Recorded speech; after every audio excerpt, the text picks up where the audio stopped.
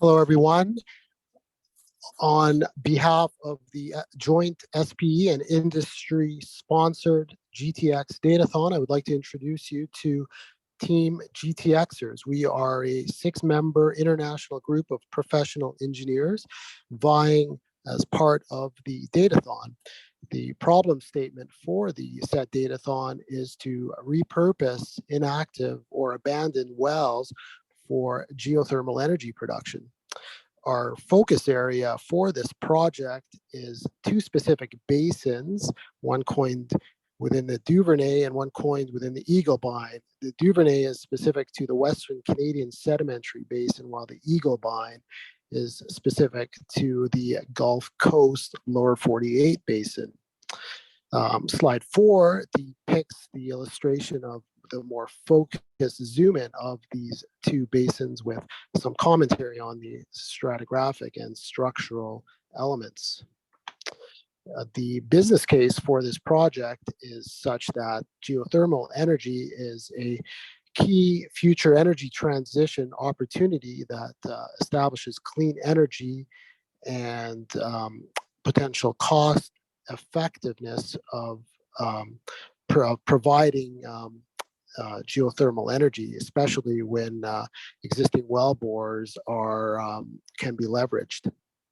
The technology is we are focusing on is specific to a closed loop system where the fluids extracted are recharged as part of the energy balance from injection to production cycle. Our workflow is something our chief data scientist will now explain. Thanks, Claude. We'll walk us through the workflow we adopted in the Datathon. A variety of data sets was made available to us, ranging from production data down to petrophysical log information, down to drilling information, and DST information. All these were all given in different formats. So first and foremost, we had to do some data wrangling to bring all the data sets into one data frame containing the unique well identifier, the bottom hole temperature, the depth, the elevation, formation tops, and the well logs. Our approach to this study was to look for features or variables that had strong relationship with formation temperature.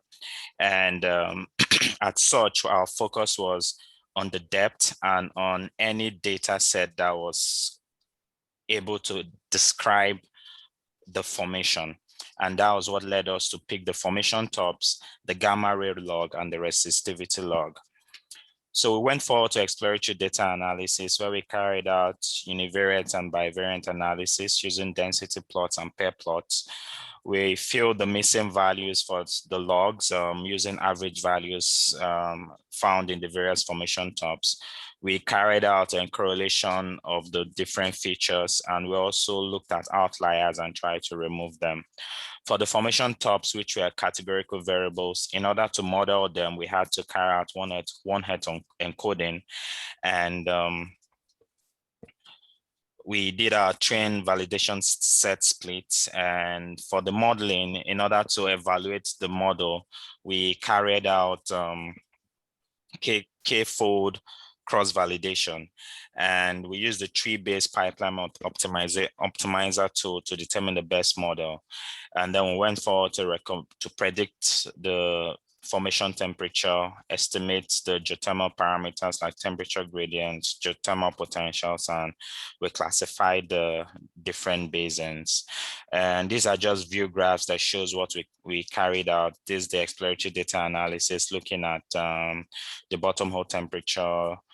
And you can see that most of the data sets here are normally distributed except the resistivity log. And the correlation matrix was a focus for us because we found out that the gamma ray and the resistivity logs had poor correlation with the true temperature. And so we dropped these, and our focus in our model was for, as per numerical values, was bottom hole temperature, the depth, and the elevation. And for categorical values, we looked at the field, the basin name, and the formation tops. In evaluating our model, like I said, we carried out the K-fold cross-validation, and at the end of the day, the principal component and analysis model stood out for us, and that was the model we carried forward in our prediction. After interpreting the true formation temperatures, we were able to evaluate the temperature gradient of the wells, the thermal energy potential of the different wells and the different formations. And at the end of the day, by the time we tried to screen the final result, we noticed that for geothermal power generation using flash technology, the Eagle Bind Basin had about 5 wells that were potential candidates for those. And for the binary technology, we had about 327 wells cutting across both the Eagle Bind and Duvernay basins. And for low energy applications, we had about 489 wells in that cluster. We can see that geothermal energy is a clean energy for generating electricity and in remote places. And it's one of the ways to go, and it's one of the ways to utilize most of the abandoned wells to generate energy for the environment. In terms of environmental impact, we know that there are no greenhouse emissions, is a renewable energy, and it has minimal footprint to the traditional energy supply technologies. You can look at our video, and our code has been posted on GitHub. Thanks for giving us this opportunity to utilize the data and gain insights. Thank you.